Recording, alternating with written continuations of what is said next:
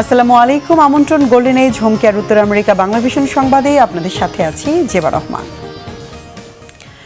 Iran Hormuz প্রণালী বন্ধ রাখলেও যুদ্ধ শেষ করতে চান যুক্তরাষ্ট্রের প্রেসিডেন্ট ডোনাল্ড ট্রাম্প।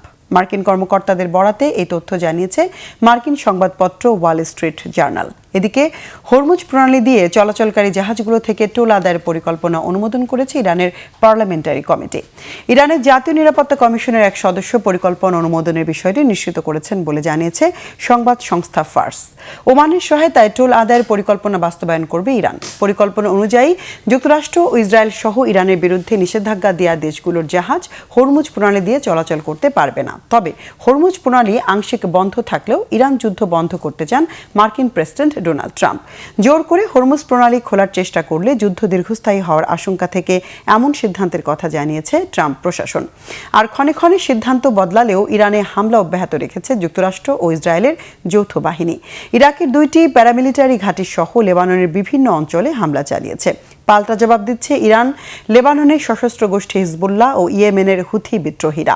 24 ঘন্টায় ইসরায়েলের ওপর 43টি হামলা চালানোর দাবি করেছে হিজবুল্লাহ। মধ্যপ্রাচ্য জুড়ে হামলা চালিয়েছে ইরান। এতে ক্ষতিগ্রস্ত হয়েছে দুবাই বন্দরে কুয়েতের তেলের ট্যাঙ্কার।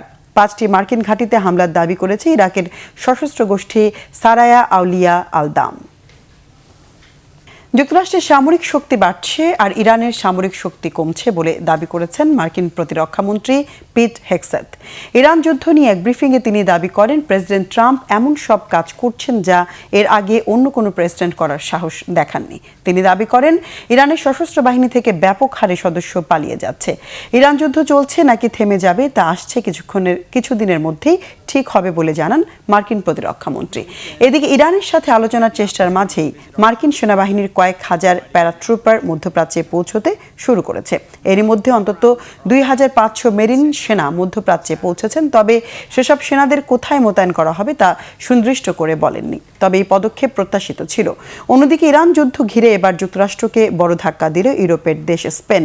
তারা জানিয়েছে ইরানের বিরুদ্ধে অভিযানে স্পেনের আকাশসীমা ব্যবহার করতে পারবে না কোনো মার্কিন যুদ্ধবিমান। শুধু স্পেন নয়, যুক্তরাজ্যেও আবারও ঘোষণা দিয়েছে ইরানের বিরুদ্ধে যুদ্ধে জড়াবে না তারা। এর মধ্য দিয়ে কার্যত গোটা ইউরোপ এই যুদ্ধে না জড়ানোর ঘোষণা দিয়েছে। ফলে চলমান যুদ্ধে আমেরিকা পাশে এখন কোনো মিত্র নেই, আছে শুধু ইসরায়েল। ইরান যুদ্ধের খরচ আরব দেশগুলো থেকে তোলার ফোন দিয়ে আসছেন মার্কিন প্রেসিডেন্ট ডোনাল্ড ট্রাম্প। আরব নেতাদের মাথায় খরচের বোঝা চাপাতে নয়া অজুহাত গেলানোর চেষ্টা করেছেন তিনি। ট্রাম্পের দাবি মধ্যপ্রাচ্যের স্থিতিশীলতা রক্ষায় বেশি ঝুঁকিতে থাকা দেশগুলোকে এই যুদ্ধের খরচ পরিশোধের দায়িত্ব নিতে হবে। ইরানের বিরুদ্ধে যুদ্ধ চালিয়ে নিতে আরব দেশগুলো থেকে আর্থিক সহায়তা নিতে ইচ্ছুক ট্রাম্প। সম্প্রতি এমন কথা জানিয়েছে হোয়াইট হাউস। ট্রাম্পের মতে ইরানের হামলায় সরাসরি প্রভাব পড়ছে আরব দেশগুলোর ওপর। তাই এই অঞ্চলের স্থিতিশীলতা রক্ষায় যুদ্ধের আর্থিক দায়িত্ব বা বিল আরব দেশগুলোরই পরিশোধ করা উচিত।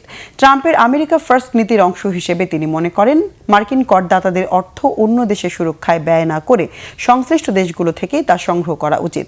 এদিকে ইরানের বিরুদ্ধে সেনা অভিযান চালিয়ে যেতে আমেরিকাকে অনুরোধ করেছে সৌদি আরব, সংযুক্ত আরব আমিরাত সহ 6টি আরব দেশ। এমন খবর দিয়েছে বিভিন্ন আন্তর্জাতিক সংবাদ মাধ্যম। দর্শক, এ ছিল এখনকার মতো। আগামী শনিবার বাংলাদেশ সময় সকাল 6টা, শুক্রবার নিউ ইয়র্ক সময় রাত 8টায় উত্তর আমেরিকা বাংলা ভিশন সংবাদ দেখার আমন্ত্রণ রইল। এতক্ষণ সঙ্গে থাকায় ধন্যবাদ সবাই।